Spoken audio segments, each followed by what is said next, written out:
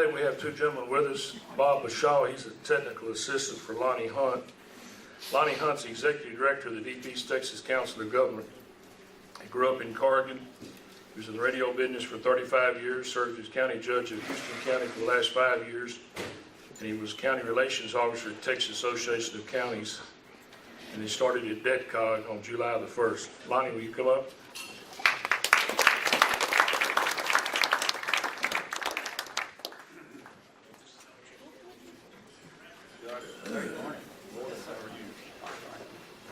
Well, it's an honor to be here today. Nobody's going to believe I got invited to speak to the Livingston Lions Club, so if y'all don't mind, I'm going to take a selfie so I can prove to my friends that y'all didn't really have me here to speak. All right.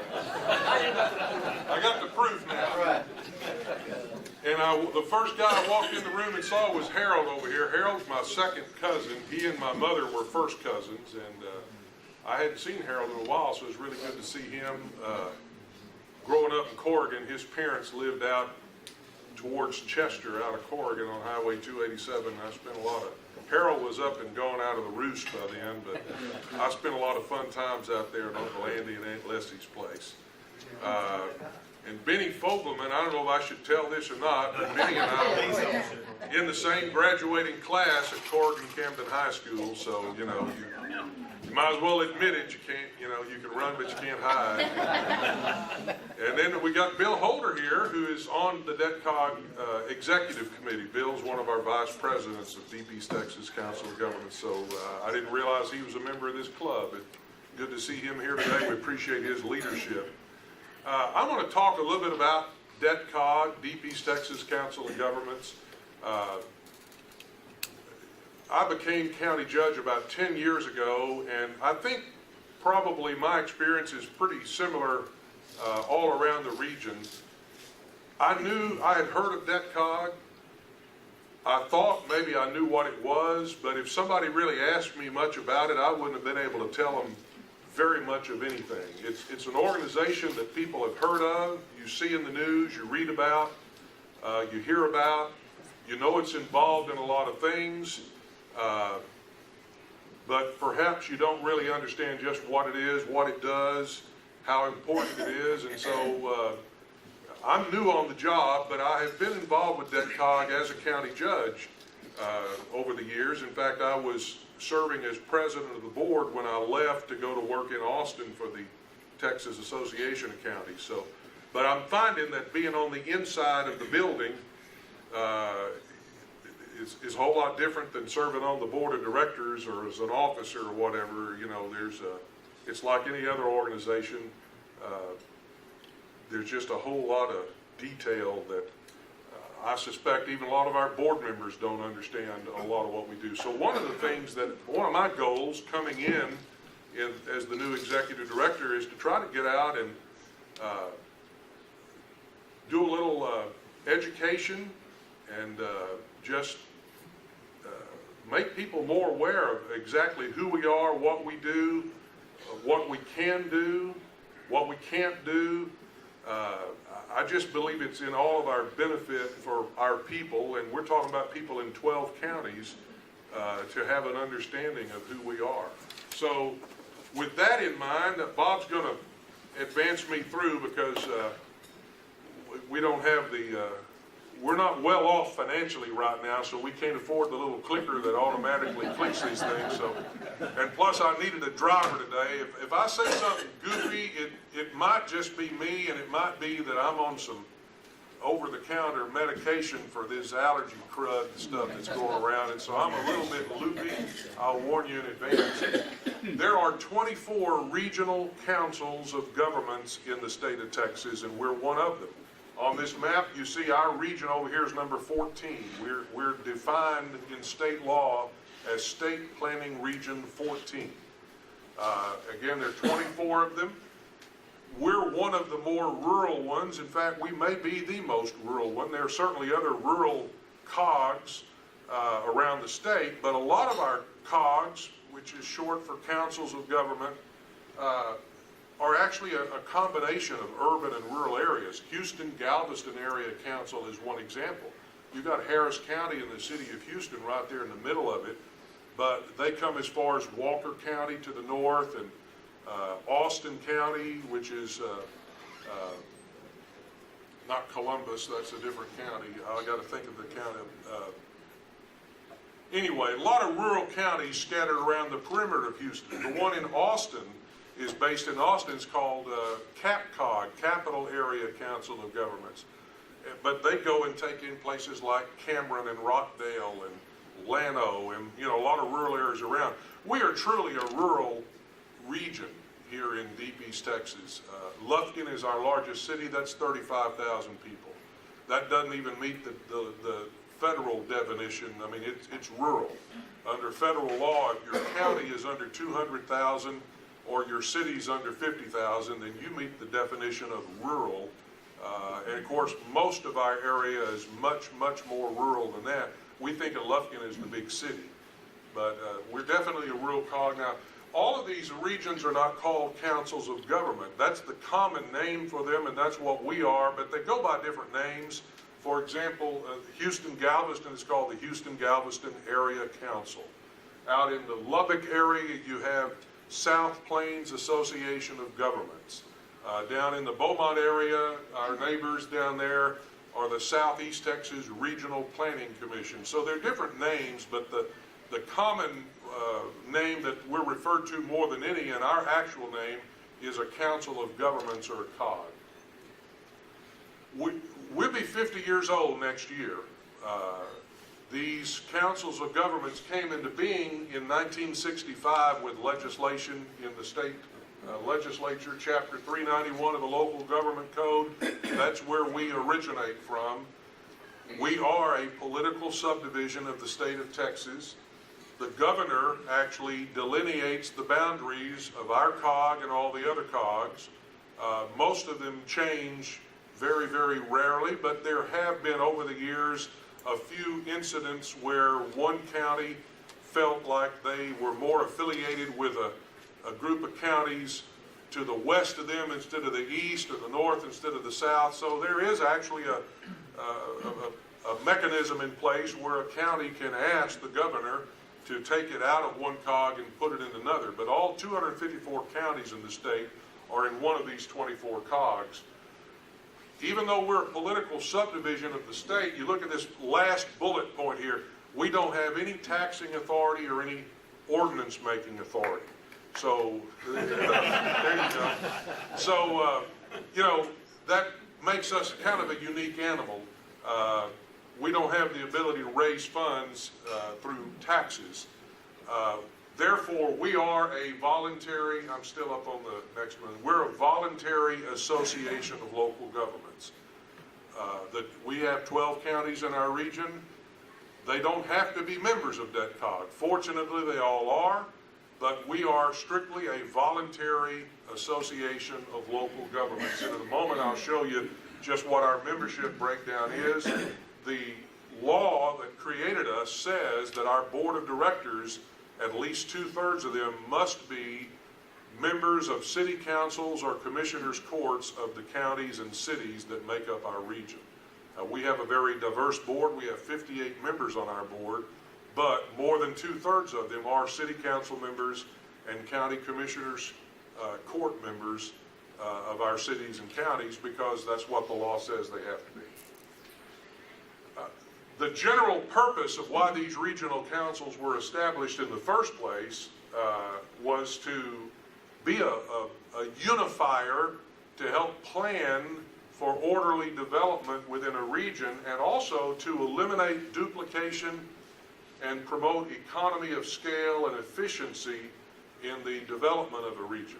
We do a lot of things for our member governments that, quite honestly, they would not be able to do on their own. I'll give you some examples in a few minutes, but they might be able to do them, but they just wouldn't work as well because there needs to be some regional coordination. And not only that, some coordination with the state and federal government. And you can imagine the state government with 24 councils of government, that's a lot. That's a lot of different groups to coordinate with.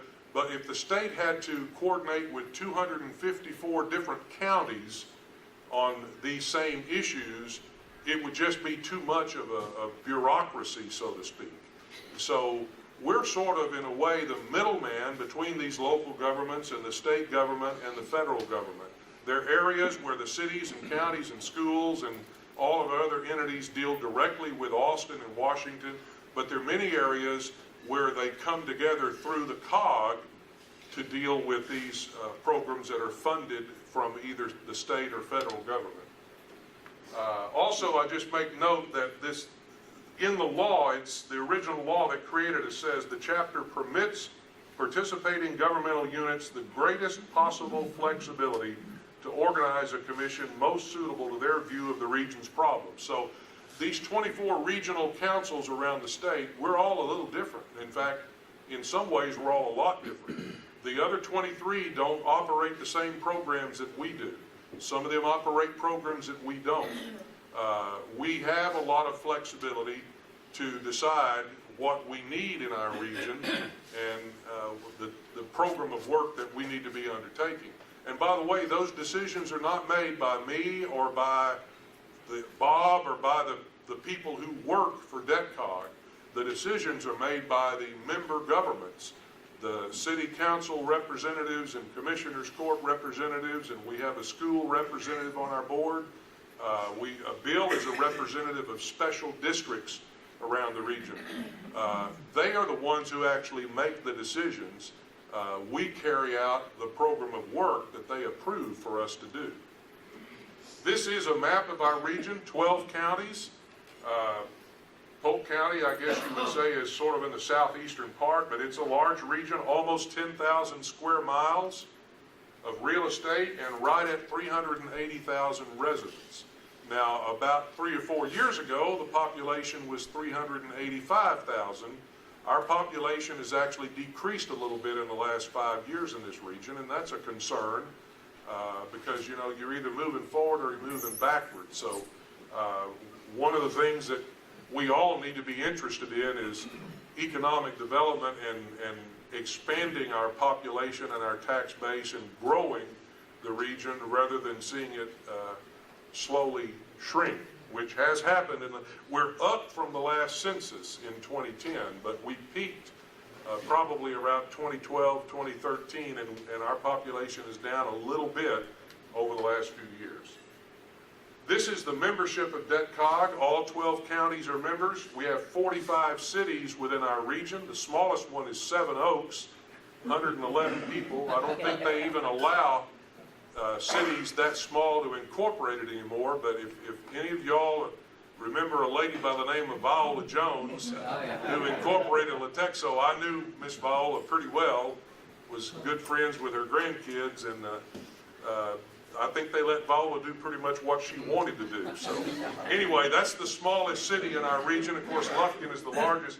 36 of these 45 cities are members of DETCOG. So one of my goals is going to be to reach out to those other 9 cities that are not currently members and see if we can bring them in the fold.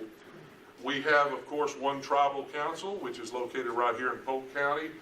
We have 40 school district members out of 55 school districts. I think that's pretty good.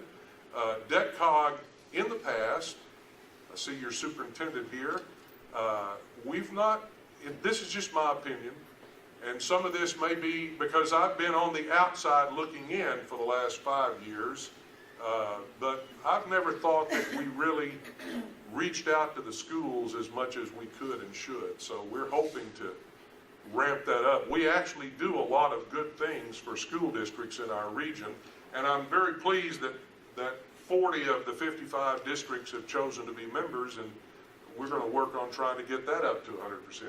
We have 15 special districts. The Trinity River Authority is one example. We have other river authorities, Sabine River, Angelina Natchez River. You've got soil and water conservation districts, and just a few hospital districts that are members of the COG. Just a variety of, and all those special districts together select one representative to be on our board, and that's Bill Holder. Hey! Or I'll take that back. The river authorities may have an individual member. They do.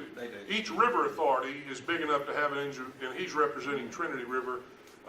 Commissioner Willie Kitchen from Houston County represents the special districts, which includes the water districts and the hospital districts and whatever. We have 9 chambers of commerce. Bob's jumping ahead of me just a little. And then 42 sustaining members that make up. I got to pick this up. I'm talking too long on individual slides. These are the programs that we actually work in. And I'm going to go through each one, and we'll do it rather quickly, but I've got an individual slide on each one of these programs just to tell you a little bit more about it. The next slide is going to tell you where our money comes from.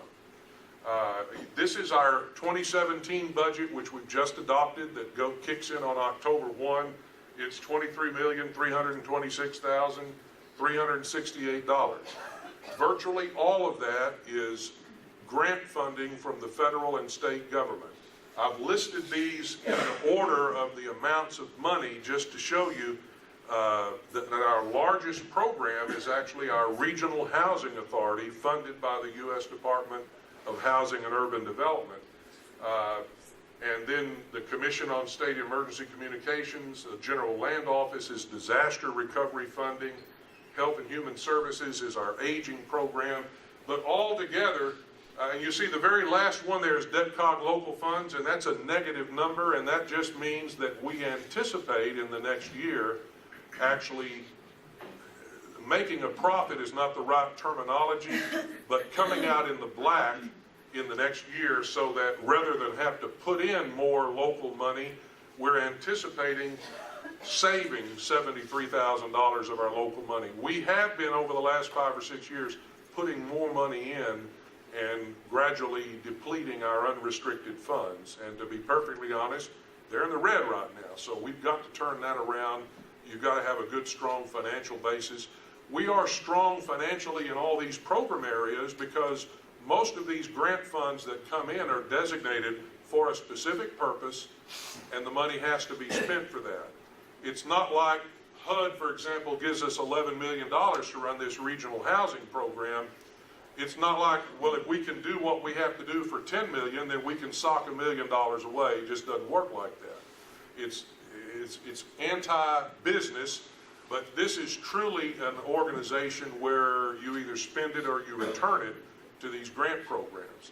And so in order to build up our unrestricted funds, it actually takes a long period of time because we just don't have that much money at our disposal to either save or use how we want to. Most of it is dictated to us by these various programs of where we have to spend the money. And most of them have specific criteria that we're going to serve a certain number of people or complete a certain number of projects in order to get this full funding.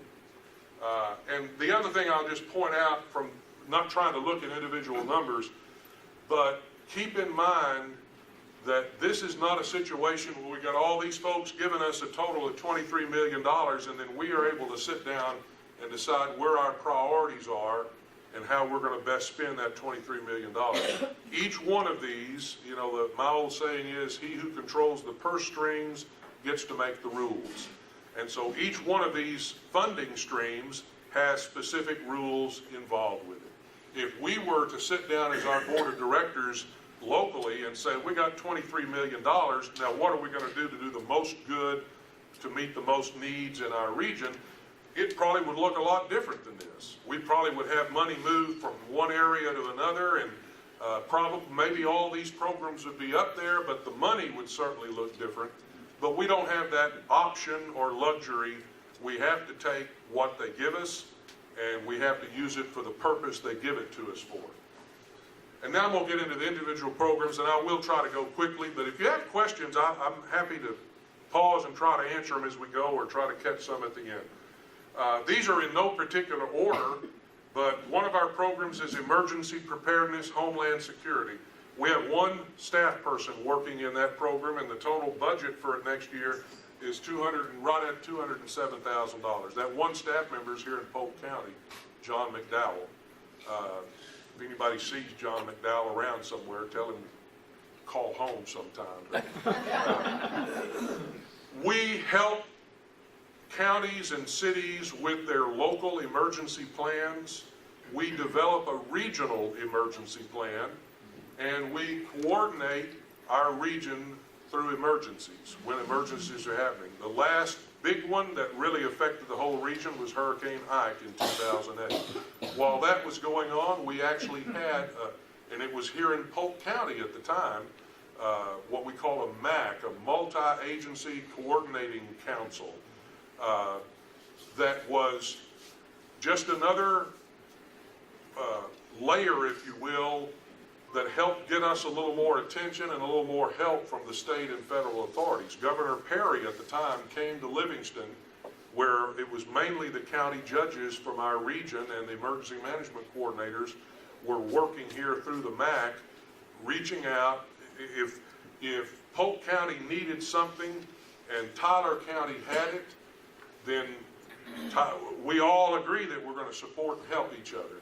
So Tyler County is able to provide some equipment or some manpower or some supplies that they don't need at this moment and Polk County needs.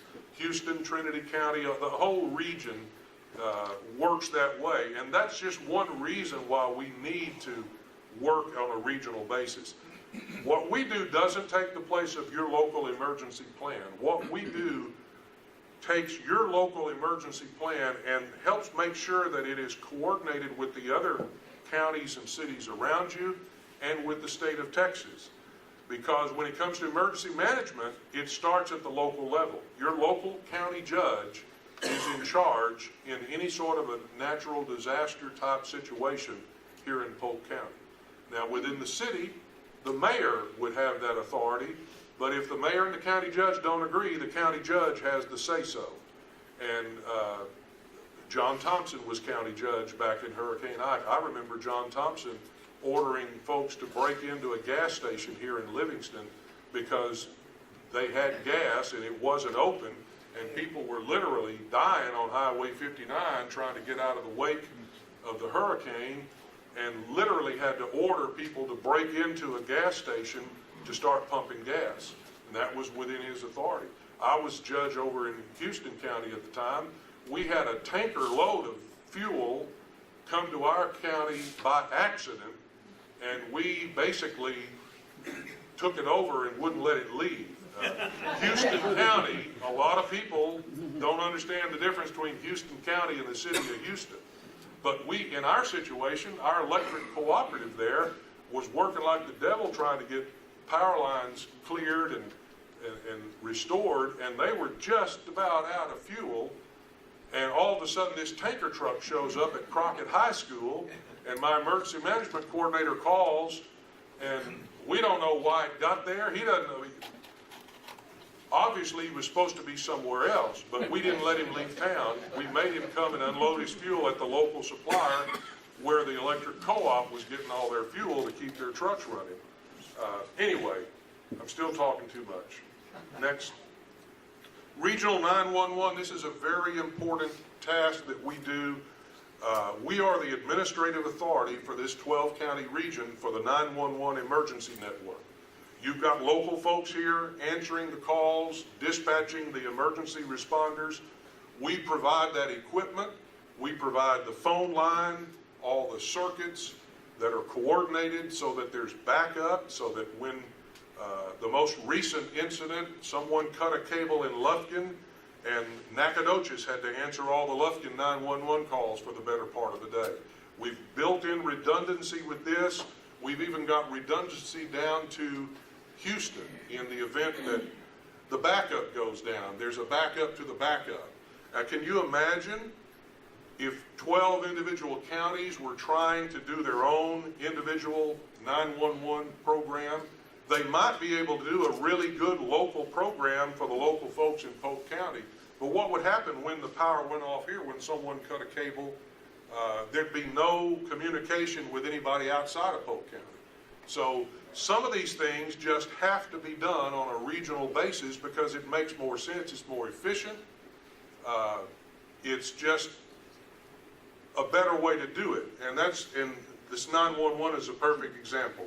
We provide the equipment and maintain it. We provide all the phone lines, which is not a cheap cost, by the way. It's a huge amount of money. We do training and support for all the dispatchers within our region. And we have 8 people working in this program. 2 of them are actually doing database management, keeping 911 addresses up in individual counties.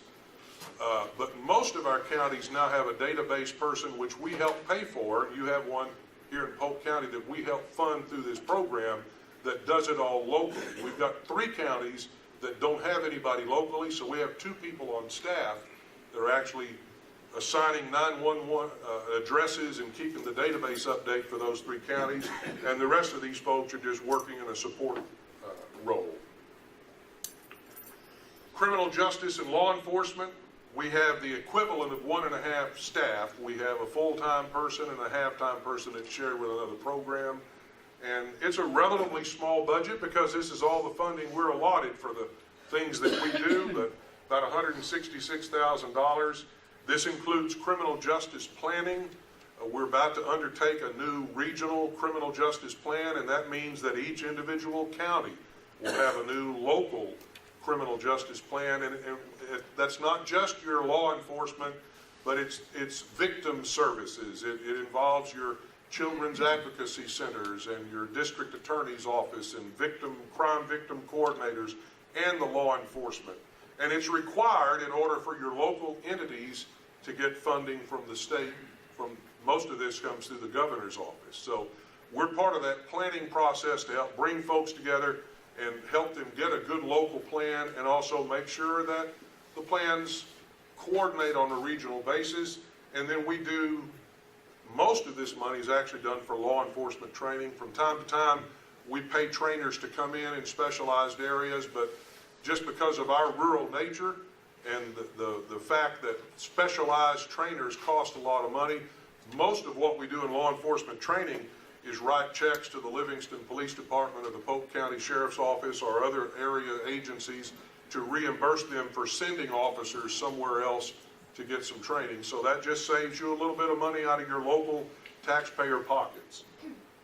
Our Area Agency on Aging is a big program. We have 12 people working there and a budget of about $3.1 million.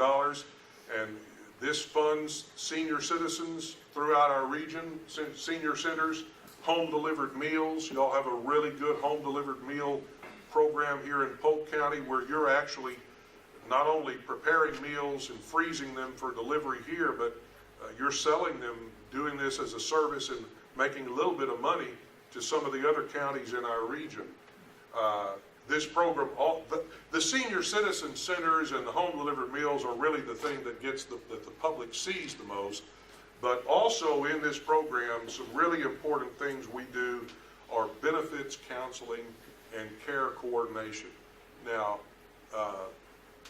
you know, the older we get, the more help we need somebody explaining stuff to us. And that's what a lot of this is, to make sure that our seniors don't get ripped off or don't unnecessarily spend a lot more money than they have to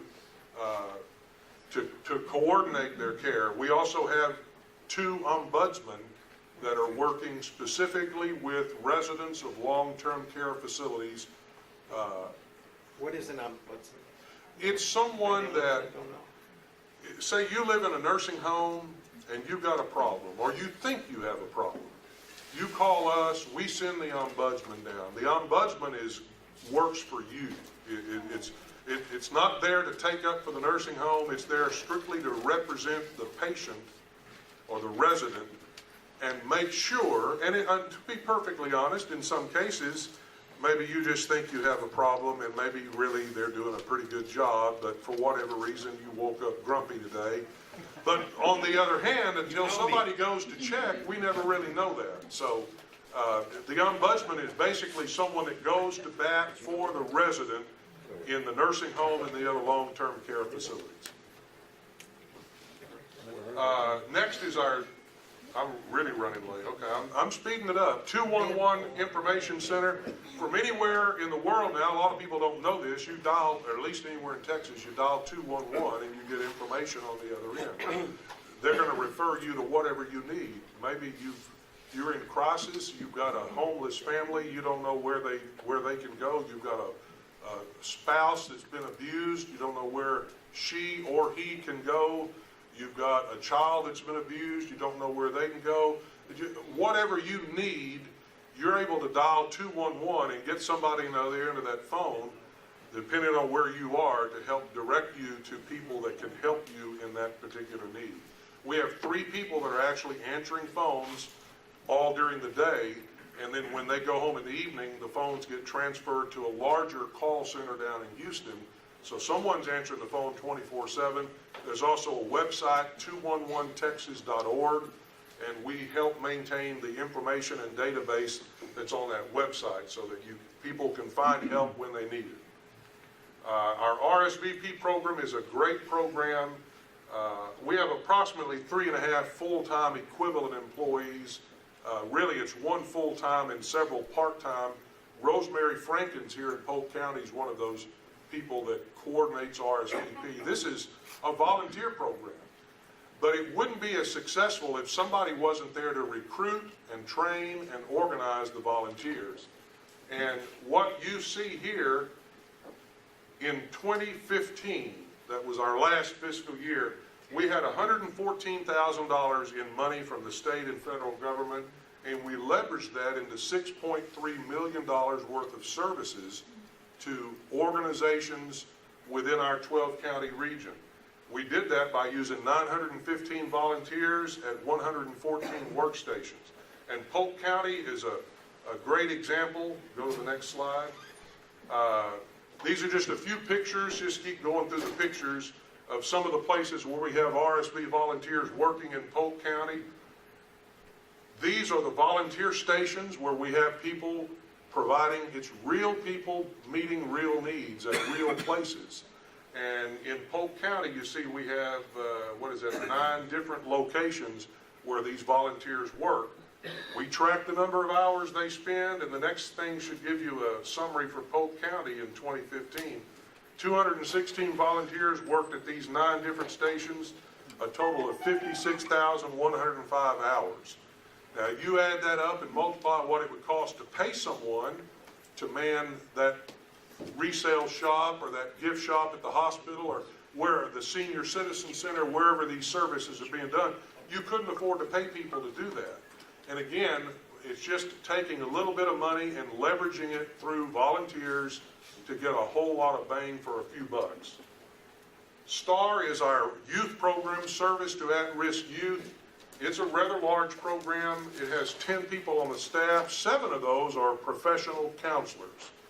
This program puts boots on the ground, working in our counties and communities to help youth who are either have gone off the beaten path or in danger of going off the beaten path. We do a lot of counseling with the youth and with families, crisis intervention, parent education, and we're starting to do more and more truancy services for school districts. In fact, I think we're lined up to do some work with Livingston ISD specifically to help address truancy problems at some of their campuses. So it's a great program. Regional Housing Authority, mentioned earlier, is our biggest program.